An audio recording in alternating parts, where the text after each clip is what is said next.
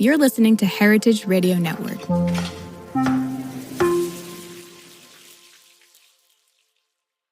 Hey listeners, we're back with another special episode. Today we're jumping into the world of Black wine. And Black folks are planting more than just grapes. They're planting stories, savoring joy, and building spaces where everyone can raise a glass and feel at home. In today's episode, we're celebrating that joy. The kind that grows when Black hands, hearts, and visions shape the land and the glass. So I'm sitting down with our reporters Ash Tyler and Kiki Canuto to talk more about Black wine, community, and what it means to watch dreams bloom. I'm Taylor Early, and this is Meet and Three on HRN. Meet and Three. Meet and Three. Meet and Three. One meat, three sides. Food, news, and storytelling. A square meal. For your ears. Meet and Three.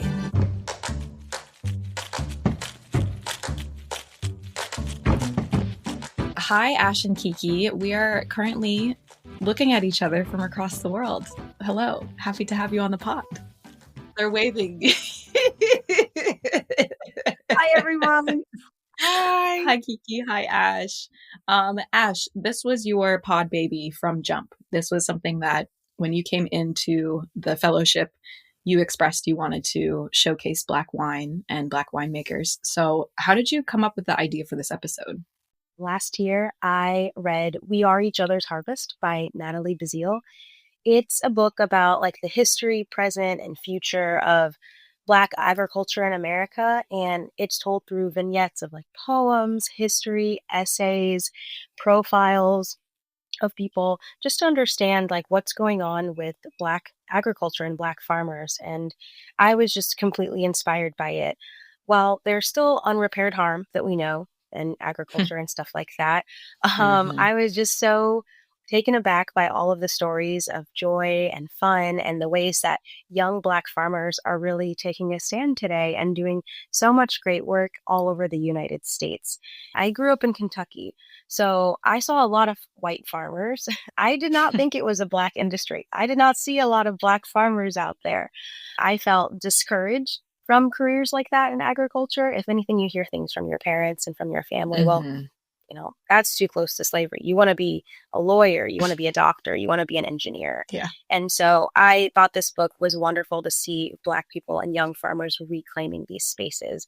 And so I thought about what other agriculture spaces that I think are kind of exclusive that I want to see Black people kind of taking the reins and opening up doors. And I thought of the wine space, especially because there was another version of myself a few years ago before COVID that maybe wanted to take a job in marketing and wine on the West Coast. And I was really interested in wine.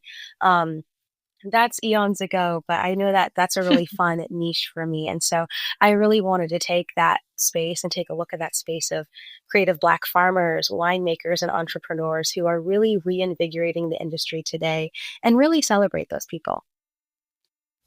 Gorgeous. I love that. In this process of pitching, you initially had an idea, but as the season went on, and as the realities of doing remote radio work kind of settled in, who were you imagining interviewing as kind of your constellation for this exploration in Black wine? So I definitely wanted to get a lot of winemakers on this episode. I live in Chicago, so the Midwest does have a lot of wine. People may not think about that, but I was really looking to find some Midwest winemakers. I also really wanted to get this place called Bronzeville Winery on the podcast because it is a restaurant that I frequent. It was one of the first Black wine spaces on the south side of Chicago. And so you guys are going to hear from them and it's going to be really amazing. I'm glad that I got them on the podcast. And yeah, I wanted to get people that I knew and people that I didn't know. And I was really open and I was excited for the people that we have on the episode today. Yeah, and we had the opportunity to hear an in-person interview done by the one and only Kiki. What was it like for you to hop into this project and actually do an in-person interview? It was really refreshing to walk with LaShea Delaney of Carla's Fresh Market. She is an incredible woman and sommelier out of Carla's Fresh Market, and she just gives this little zing and little bright light to the wine world here in LA. There are a lot of sommeliers here, but predominantly it's it's white focused winemakers and somms in the area. And to see someone like LaShea kind of just dominate the space and like take hold of the wine program at Carla's Fresh Market, I was like, I need to speak with you. And it was unexpected. We were supposed to kind of like sit down and like have a more formal interview, but we decided to just go on a walk because there was nowhere to sit. And I think the walking and talking helped open up her world and give her a little bit more perspective on like what to share about wine, what she's into, and all of these different things. And it just made for such an enjoyable conversation. I love that. Yeah. I think it's so funny when people forget that interviews are genuinely just good conversations, or that's how you're really trying to foster. And there's something wonderful about hearing the result of a walk and talk interview. You get to embody the conversation a bit more. And because wine is this multisensory experience, I feel like listeners, you'll hear that there's a lightness to the conversation, and you both clearly enjoy each other's company. And so it was really cool to be able to add that texture and that experience for the listeners and for us and for you. All right, Ash. Well, and Kiki, if you have some thoughts about this too. What do y'all want the listeners to take away from these stories? Yeah, that's a great question. I really want people to understand that in the Black wine space, it's not all about struggle. Yes, farming is hard work. Agriculture is hard work. But when you hear from Justin Wages of Luchi Prosecco, when you hear from Krista Scruggs from ZAFA Wines, and when you hear from Cecilia Cuff of Bronzeville Winery, you're really going to hear it's all about cultivating joy. It's about brilliant innovation from these people. And honestly, it's about watching their dreams become a reality. It's been really wonderful to have these conversations and see how they're making wine a more inclusive space, not only for themselves and for future entrepreneurs and winemakers, but also for their community. So I hope that's what listeners get from this. Yes, love that. Cheers to that for sure. And Kiki, do you have any particular thoughts about what you'd like listeners to take away from your conversation with LaShea? Similar to what Ash just said, wine is just really fun. It's a really, really fun world to be in. And I think my conversation with LaShea reminds us that wine is way more approachable than it can come off. Sometimes you see the sommelier in a restaurant, they're dressed up in a suit and they're walking around and they're like, it's this well-gloved service type of thing. And LaShea is the complete opposite of that. And so she reminded me that, hey, wine is for everyone. Wine is that like bottle that you're drinking when you're at the beach, or it's there for that fancy dinner. And I think having that perspective in our conversation was just really nice and refreshing. And I was like, okay, I want to have a little glass with you. So I hope listeners think of wine as this more fun, approachable thing. Yeah, it was very affirming to hear this entire episode and all of these conversations that you both had with these wonderful, wonderful people in Black wine. And as someone who used to work not as a somm, but as a Black person who loves natural wine, and also a farmer, and also just a general food person, this was a really special episode. So I'm very grateful to the both of you for bringing this to us and really making it happen. And listeners, enjoy. Cheers. Cheers. Cheers.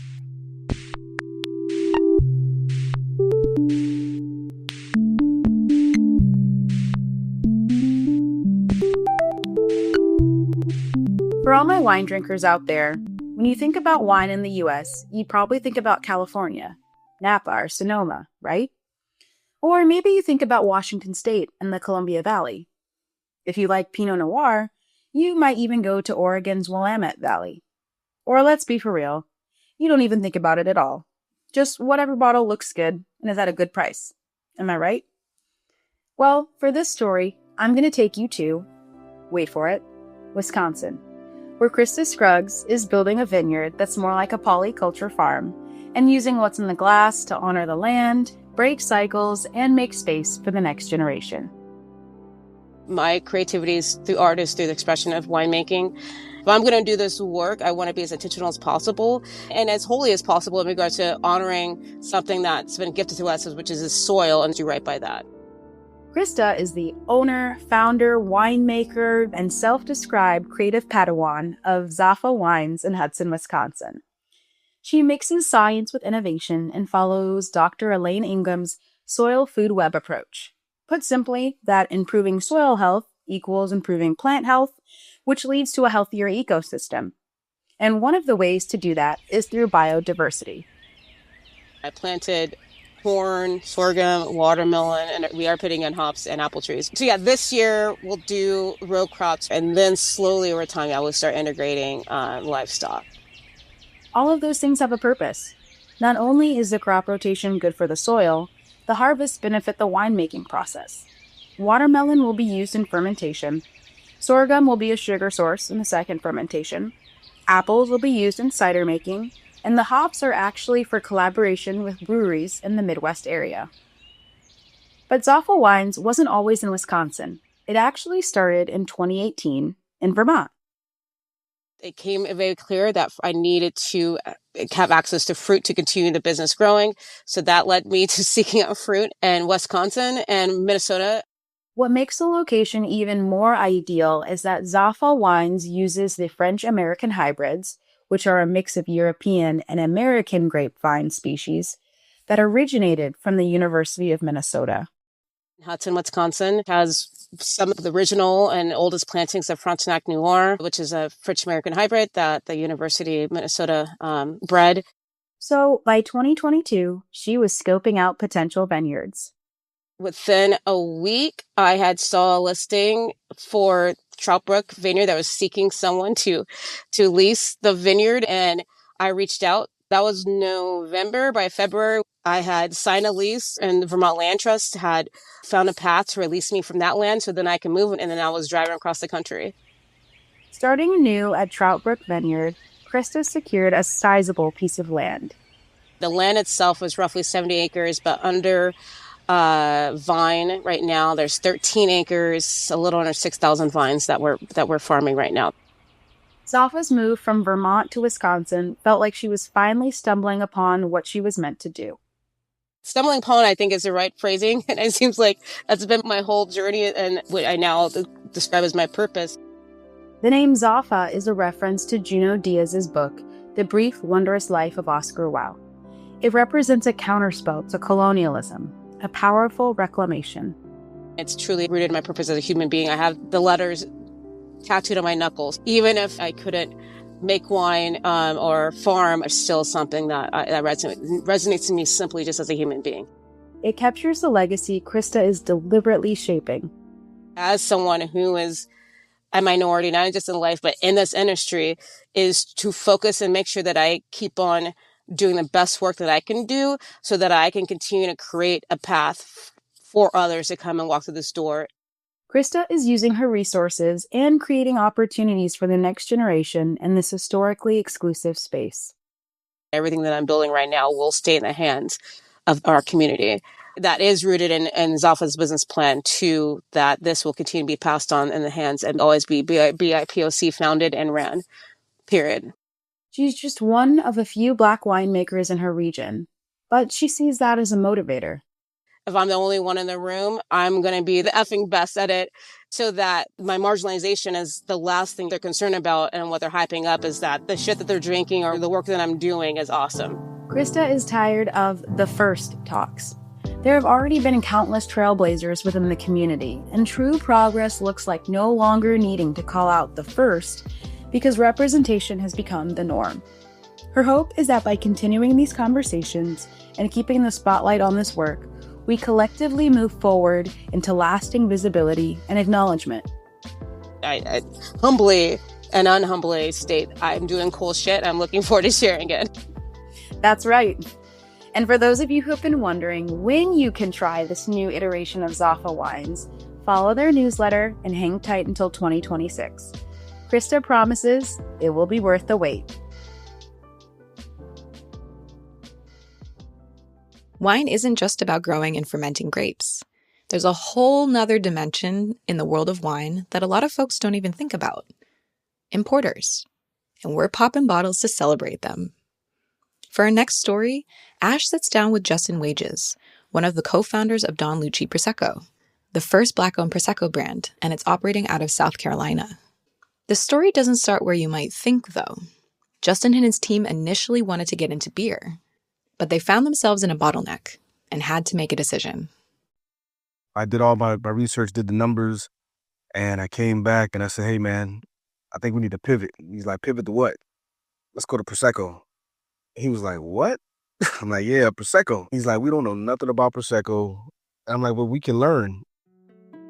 Quick lesson time about champagne versus Prosecco, because we are all about making wine accessible here.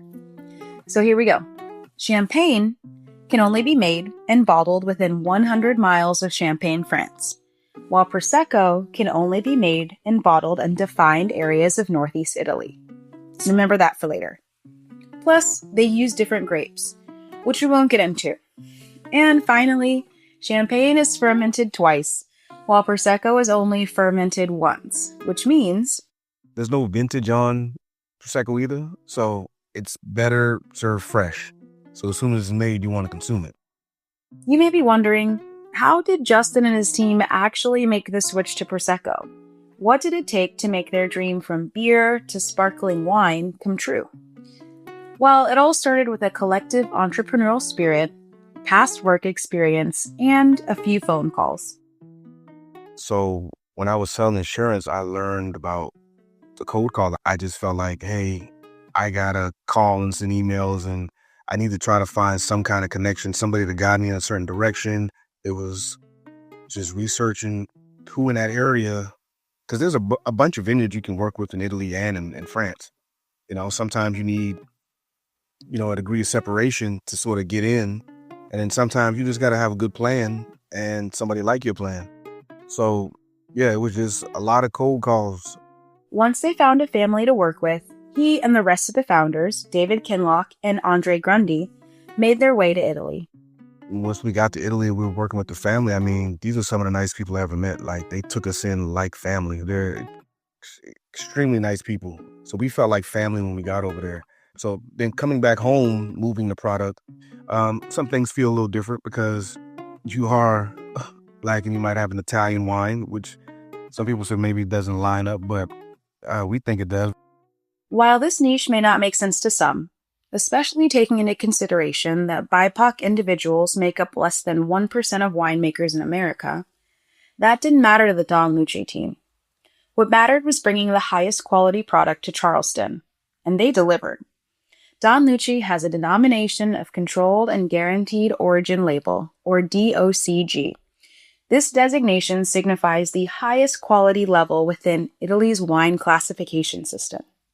With Don Luchi, they raised the bar and opened the door for others to enter this space. We're carrying a phenomenal product from an Italian vineyard. So, yeah, there's not a lot of minorities in this space. And one reason we're also in it is to bring light to it, to show people that you can have ownership in this space. You can shake it up a little bit. And hopefully we open the doors for some other people in the future. The Don Luchi team is involved in every step of the process to ensure customers receive the freshest product. They work with the family in Italy who produces the sparkling wine, and then Justin coordinates the pickup, and the wine is loaded on a ship and sails its way to be imported to South Carolina.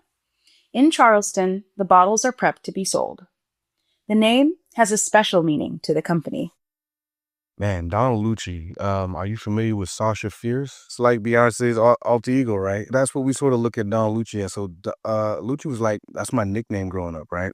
And Luchi means bread, Don means boss. And it just sort of stuck. It just made sense for us. Donald Luchi can be anybody. It's a set of standards, morale, how you carry yourself. Don Luchi lets us embody that boss energy when enjoying their Prosecco. Anybody can be Don Luchi. When you sip Don Luchi, you are Don Luchi. You know, you just carry that swagger about you. Not only do they bring the vibes, they celebrate community. Now we have the opportunity to create what we want and then include our wine with it and then include the culture with it and the people in our community. And it's been great. And maybe that's all it takes, and a little faith, to travel overseas and start a wine company. At the core of what they do is remember their roots. They honor and integrate that into the final product, making sure their ideal customers know that mixing bubbles and culture go hand in hand. Representation is really big to us, but not at the same time, not forgetting who we are and what we like. So when it comes to, if you watch a reel that we'll do, we got R&B or neo soul in the back. that's our style. That's what we like. We wanted to add our flair, our touch to this industry, right? Because it's been done the same way for so long. Show the culture that everybody can enjoy this. And they are making a big impact in such a short amount of time. The company started in July 2023 and has already expanded their line by dropping a rosé this past March. Justin shares they're planning for online shipping, which is very much in high demand. And to get here, Justin and the team go by one model. We got a saying, we say slowly but surely. We're not in a rush. One thing we did when we started this brand, we said we're not going to cut any corners. And we say, hey, slowly but surely, in due time, we'll be where we need to be. Well, I know I'll be waiting patiently for them to make it to Chicago.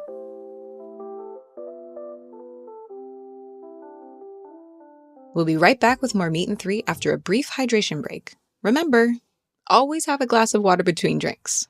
We are all about taking care of ourselves here.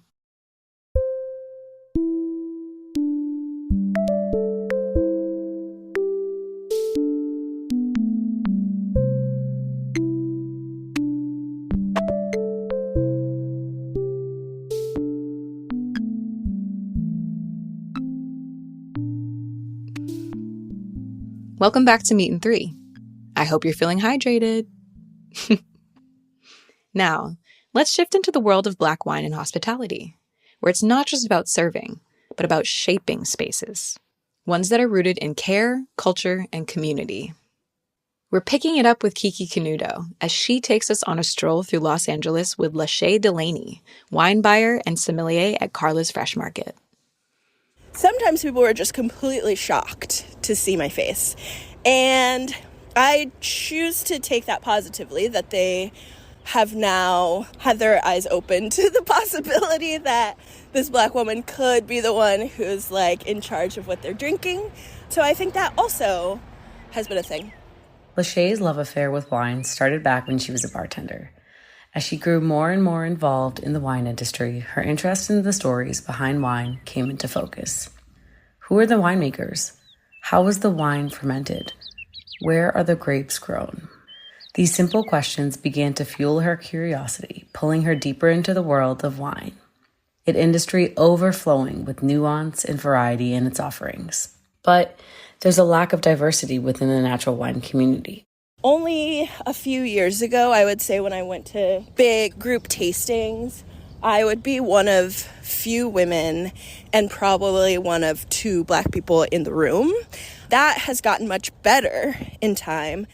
LaShea shares that being a Black sommelier can be an advantage, as her identity and lived experiences give her a unique perspective, shaping not only how she moves through the industry, but how she experiences wine itself. Tasting notes of wines all come from lived experience and memory. So I don't have the same ideas about wine as someone who maybe grew up on a vineyard in Piedmont. My memories and what I bring to the wine are just different. In an industry as intimate as wine, success is rooted in the strength of your connections. LaShea has found a strong community among BIPOC sommeliers. I think that there being so few of us, we kind of find each other and gravitate towards each other, which I think is a really important part of the job because it is so much about like relationship building. Being a sommelier means constantly educating yourself on what's new, whether that's emerging wine regions, innovative winemaking techniques, or evolving food pairings. Before LaShea had any formal wine education, she learned from mentors who nurtured her palate and opened pathways for her to truly flourish in this craft. I worked in restaurants for years and years, and that meant that I tasted a lot of wine as my job, and I went to as many tastings as I could. I talked to as many winemakers who came to town as I could, and I continue to do things like that. For the first time, it's up to LaShea what's stocked, what's poured, and the story behind each label. As the wine buyer at Carla's Fresh Market in Highland Park, Los Angeles, she's curating more than just bottles. She's paying it forward, sharing the knowledge she's gathered over the years. I love doing wine education, being able to talk to the staff about what wines we were stocking on the shelves and what was important was really fun.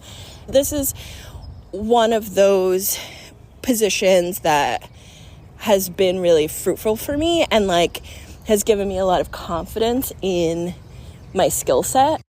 Now she focuses on creating a space for more BIPOC voices in the wine world.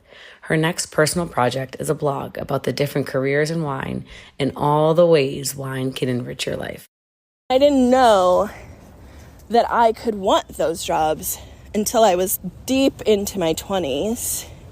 And it would be great if there's someone out there who's like, I don't know anything about wine, but I do like to travel and I do love food. How can I put them together?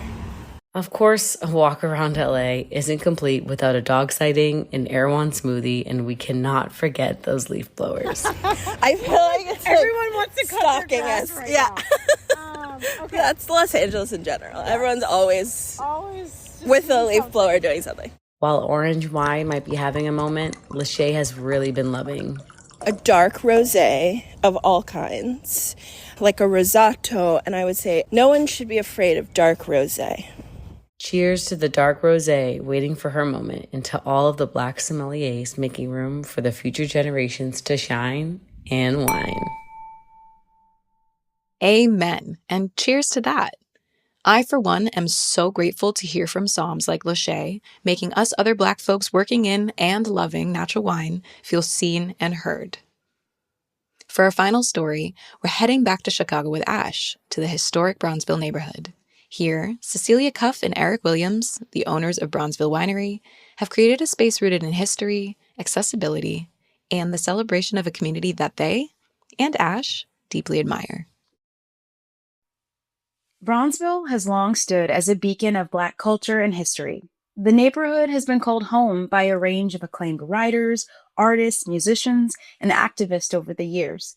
People like Gwendolyn Brooks, Louis Armstrong, Bessie Coleman, and Ida B. Wells.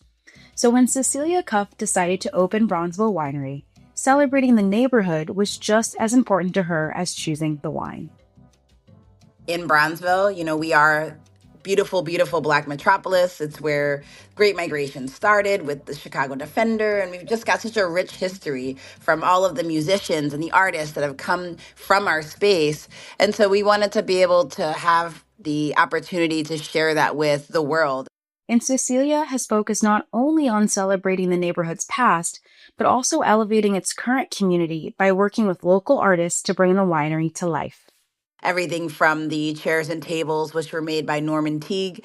He's an incredible, incredible Black designer and artist from the South Side, to the light fixtures, which were made by Lucy Slavinsky. Even the art on the walls, which was designed and printed by Krista Franklin, who is a local artist from the South Side as well. I think we wanted to create a space that really just amplified the voices that already existed in our communities. When people think about fine dining in Chicago, their minds often go to downtown or the North Side. And there are certainly some great spots there, but the owners wanted to challenge the idea that those are the only destinations.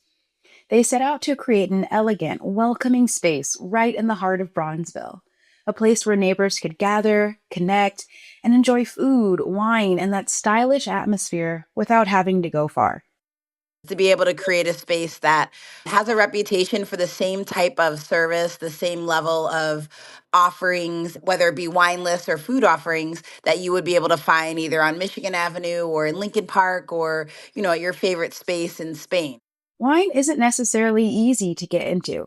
Price tags and terminology can make it intimidating for beginners, so Cecilia recognized that investing in the winery and specialized equipment could create different avenues to help the community better access wine. We also have an incredible, incredible machine. It's called a wine emulsion machine, and so it uses food-grade nitrogen to actually reseal the bottle as soon as we open it. So that means we can have really incredible $200-$300 bottles of wine by the glass. And that will allow people to taste wines that maybe they wouldn't be able to try because they didn't want to commit to a whole bottle. To help further community connection, Bronzeville Winery began hosting a wine collective. monthly gatherings with guest speakers like wine experts, local producers, and vintners from as far away as Portugal. They're so fun, and it's such a great way to meet like community. And it's also a great way to experience wines in a way that feels really approachable, because that was something that was important to us as well, is to add an approachability level where you knew how to talk about wine, or you could ask the question that maybe you didn't want to ask in a public room because everyone's asking questions. And so it's so fun. Beyond hosting events for locals and wine lovers, Cecilia and Eric are also preparing to launch a special label, 44 by Bronzeville Winery. The goal is for direct financial reinvestment into their community and the hospitality industry. A portion of the proceeds of every bottle will actually go, one, towards the artist, Krista Franklin, whose artwork is displayed on our walls at Bronzeville Winery, but also displayed on the label of the bottle. And then also towards our nonprofit, PTTC, which is going to be reinvesting in creating the next generation of minority hospitality and female leaders. Through their nonprofit, the winery is working to further strengthen the city's network of up-and-coming Black hospitality leaders. And internally, they focused on offering mentorship and growth opportunities to employees so they're prepared to move up in the industry. We really wanted to create that continuous possibility and revenue stream to allow us to continue to reinvest in the next leaders of tomorrow in the hospitality industry who are like-minded and want to make sure that we're growing our industry as a whole. It's clear how much the owners of Bronzeville Winery love their neighborhood. They've worked tirelessly to create something tailored to their community.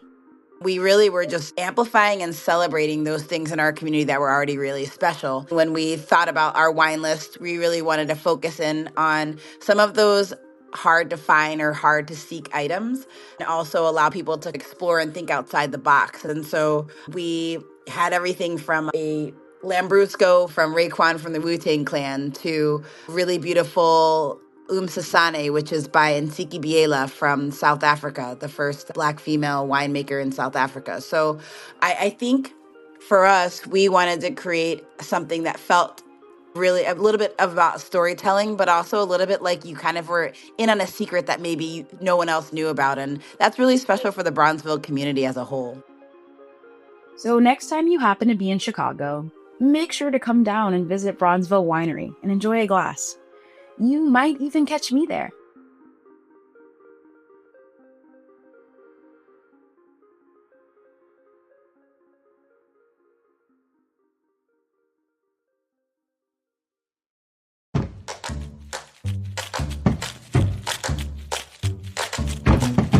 That's our show. Thanks for listening and sipping along with us. Learn more about the guests and stories we shared this week by checking out our show notes. This episode of Meat and Three was reported by Ash Tyler and Kiki Canudo. Our lead producer on this episode was Ash Tyler, with special editorial support from Sariel Grullon, Jesse Nicely, and Maya Okindo. Our executive producers are H. Conley and me, Taylor Early. Our audio engineer is Sam Girardi. Our theme song was composed by Breakmaster Cylinder. This program is supported in part by the Julia Child Foundation for Gastronomy and the Culinary Arts, as well as public funds from the New York City Department of Cultural Affairs in partnership with the City Council. Meat and Three is powered by Simplecast. Meat and Three is a production of Heritage Radio Network, the world's pioneer food radio station. Learn more at heritageradionetwork.org and follow us at heritage_radio and at meaty.gram. And please stay in touch. Whether you have a story idea or just like to say hey, write us at ideas@meatand3.nyc, and that's all spelled out.